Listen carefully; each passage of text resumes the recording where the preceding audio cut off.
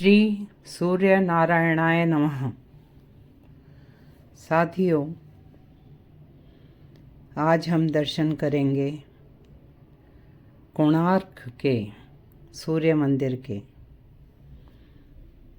यह उड़ीसा राज्य के पुरी जिले में समुद्र तट पर बना है और भुवनेश्वर से 65 किलोमीटर की दूरी पर है। यह मंदिर उड़ीसा की सर्वोत्तम कृति है।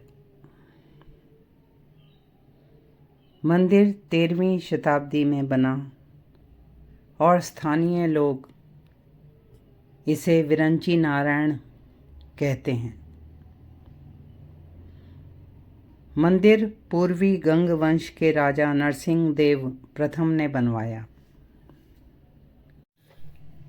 इस मंदिर के बारे में यहाँ कहा जाता है कि 1200 कारीगरों ने, वास्तुकारों ने 12 वर्षों में यह मंदिर बनवाया और मुख्य वास्तुशिल्पी बिसु मोहराना की तपस्या और परिश्रम तथा उनके पुत्र का मंदिर निर्माण में सहयोग और उनका बलिदान यहाँ की लोक कथाओं में प्रसिद्ध है। यह स्थान 1984 से विश्व धरोहर स्थल बनाया गया। मंदिर प्राकृतिक हरियाली के बीच में है और भारतीय पुरातत्व सर्वेक्षण विभाग ने यहाँ सुंदर उद्यान बनवा रखा है। इस क्षेत्र को अर्क क्षेत्र अर्थात सूर्य क्षेत्र या पद्म क्षेत्र कहा जाता था। पहले मंदिर की ऊंचाई 200 फीट से ऊपर रही होगी, किंतु अब 100 फीट की ऊंचाई के अवशेष बचे हैं। पुराणों के अनुसार यह मंदिर श्री कृष्ण के पुत्र सांब द्वारा बनाया गया। जब उन्हें भगवान कृष्ण ने शाप दिया और वे कोढ़ से ग्रस्त हो गए, उन्होंने यहाँ 12 वर्ष तपस्या करके भगवान सूर्यदेव को प्रसन्न किया, जो सभी रोगों के नाशक हैं। रोग नाश के बाद उन्होंने चंद्रभागा नदी में, जो अब लुप्त हैं, चंद्रभागा नदी में स्नान किया और उन्हें सूर्यदेव की मूर्ति मिली। उस मूर्ति को उन्होंने इस मंदिर में स्थापित किया। मंदिर 3 मंडपों में बनाया गया था। जो बड़ा मुख्य मंदिर था उसे बड़ा देवल कहते थे और उसके साथ एक और मंडप अब ढह चुके हैं। अब एक मंडप बचा है जो ऊपर से पिरामिड आकार का है। सूर्य मंदिर में लाल बलुआ पत्थर और काला ग्रेनाइट पत्थर इस्तेमाल हुआ है। मंदिर शिल्प शास्त्र के अनुसार कलिंग शैली में बना है। मंदिर भगवान सूर्य के रथ के रूप में है।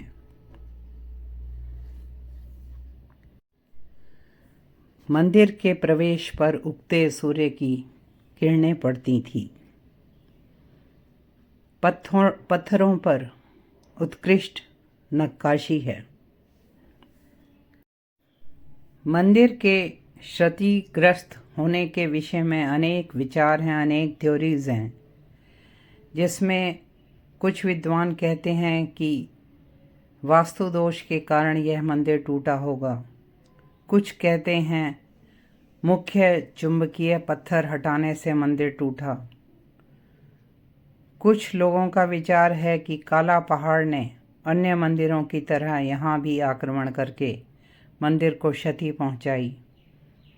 और कुछ विद्वान कहते हैं कि प्राकृतिक कारणों से समय के साथ और जलवायु के कारण मंदिर को नुकसान पहुंचा। मंदिर भगवान सूर्य के भव्य रथ के रूप में है, जिसमें 12 जोड़े पहिए हैं जिनका व्यास 9 फीट 9 इंच है। 7 घोड़े इसे खींच रहे हैं, जिनमें एक घोड़ा बचा है। उस पर सूर्य देव विराजमान हैं। 12 जोड़े चक्र या पहिए साल के 12 महीनों के प्रतीक हैं। प्रत्येक चक्र में 8 पहरों के प्रतीक हैं। वास्तव में यह पहिए सूर्य घड़ी थे, जो सही वक्त बताने के काम भी आते थे। कहा जाता है जगन्नाथपुरी का अरुण स्तंभ भी यहाँ से ले जाया गया। इस मंदिर में भगवान सूर्य की 3 रूप में प्रतिमाएं हैं। बाल्यावस्था की उदित सूर्य की प्रतिमा 8 फीट की, युवावस्था की मध्याह्न सूर्य की प्रतिमा 9.5 फीट की और प्रौढ़ावस्था की अपराह्न सूर्य की प्रतिमा 3.5 फीट की है। मंदिर में सूर्य देव की 2 पत्नियों के मंदिर भी बताए जाते हैं, एक छाया देवी और एक माया देवी। और कुछ विद्वान इन मंदिरों को भगवान सूर्य का शिव, शक्ति और वैष्णव तीनों प्रकार के देवी देवताओं की पूजा के स्थान बताते हैं। प्रवेश द्वार पर 2 सिंह हाथियों पर, हाथी मानव पर स्थापित हैं। ये एक ही पत्थर पर बनी प्रतिमाएं हैं।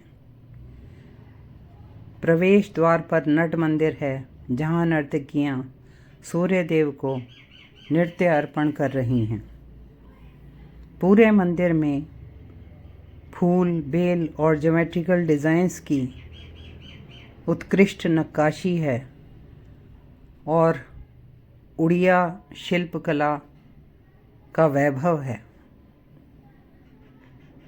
मानव, देव, गंधर्व, किन्नर विभिन्न मुद्राओं में दिखाए गए हैं। बीच बीच में पशु पक्षी बनाए गए हैं।